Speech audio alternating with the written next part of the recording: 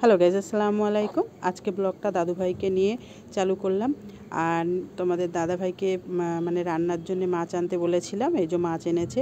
তো এটা বলছে সিলভার কাপ মাছ। তো এই মাছটা আমি কখনো মানে খাইনি। সত্যি কথা বলতে আমি মাছ কেমন একটা ভালোবাসি না, এর জন্যে মাছ খাই না।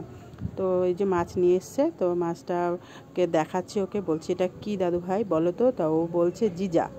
ভয় পাচ্ছে, দূরে সরে, দেখো কেমন ঘৃণা, ওর প্রচণ্ড পরিমাণে ঘৃণা, একটু গন্ধ বার হচ্ছে মাছের, তার জন্য ও দূরে সরে আছে। তো মাছটা আমি ধুয়ে নিয়ে তারপরে ভেজে নেব। তো ওকে দেখাচ্ছি আর বলছি, তো মাছটা নাকি 5 কেজি ওজনের মাছ ছিল, আপনাদের দাদাভাই বলছিল। তো তা থেকে আমাদের জন্য 500 গ্রাম নিয়ে এসছে। আমরা বাড়িতে মেম্বার কম, ওর জন্য। আমি মাছ খুব একটা খেতে ভালোবাসি না, তাই। তো মাছটা ধুয়ে ভাজাও হচ্ছে, আর এদিকে ভাতও বসিয়ে দিয়েছি। আর এদিকে আলুটা কেটে নেব আর টমেটো কেটে নেব, আলু দিয়ে আর মাছ দিয়ে ঝোল হবে টমেটো দিয়ে। তো চলো আলু আর টমেটো, পেঁয়াজ এগুলো কেটে নেওয়া যাক। তো এগুলো সব গুছিয়ে নিয়েছি। দেখো কত বড় বড় দুটো আলু নিয়েছি, আর দুটো পেঁয়াজ নিয়েছি। দেখো আলুগুলো কত বড় বড়।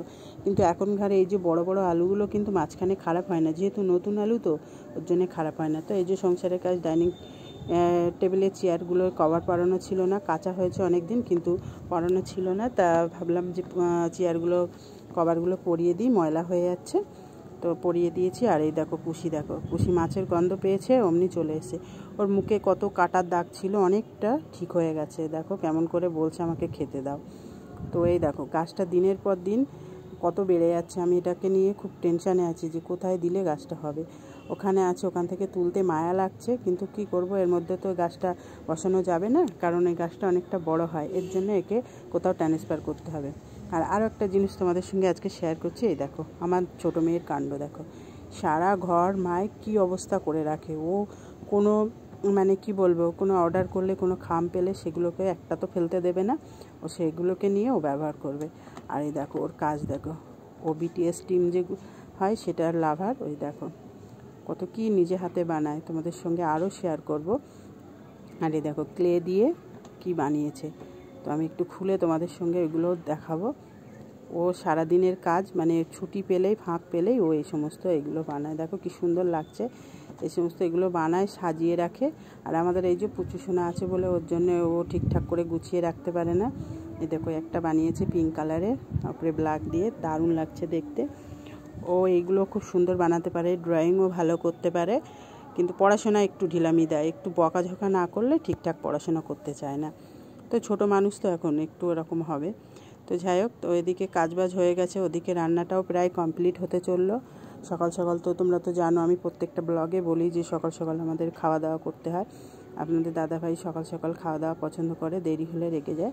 তো এই যে মাছ দিয়ে ঝোল করব। এই দেখো মাছের ঝোলটা দেখো কি সুন্দর লাগছে। এখনও মাছ দেওয়া হয়নি, ঝোলটা কি সুন্দর গাঢ় হয়ে গেছে। এবার এর মধ্যে একটু ঝোল দিয়ে তারপরে আমি মাছ দিয়ে নেব। তো খাওয়া দাওয়াটা তোমাদের সঙ্গে শেয়ার করতে পারলাম না। তো এই দেখো ছাদের উপরে একবারেই চলে এসেছি আইসক্রিম হাতে। আজকে কতগুলো আইসক্রিম খাবো। তো এখনও ঠান্ডা ঠান্ডা ভাব আছে বলে ওর জন্য ছাদের উপরে নিয়ে এসেছি আইসক্রিমটা খাবো বলে। তো আজকে ভিডিওটা ভালো লাগলে তোমরা একটা লাইক, কমেন্ট, শেয়ার করো। আর যারা এখনও সাবস্ক্রাইব করোনি অবশ্যই আমার চ্যানেলটিকে সাবস্ক্রাইব করে নিও। আর এই দেখো এটা হচ্ছে তোমার কফি ফ্লেভারের, এই দেখো দেখাচ্ছি, এটা কফি ফ্লেভারের। আর এটা তো হাতে যেটা আছে ওটা মিনি কর্নেটো, তোমরা তো জানো। তো এই যে আমার আইসক্রিম খেতে খুব ভালোবাসি, মেয়েও ভালোবাসে। আজকে ভিডিওটা এই পর্যন্ত, খোদা হাফেজ।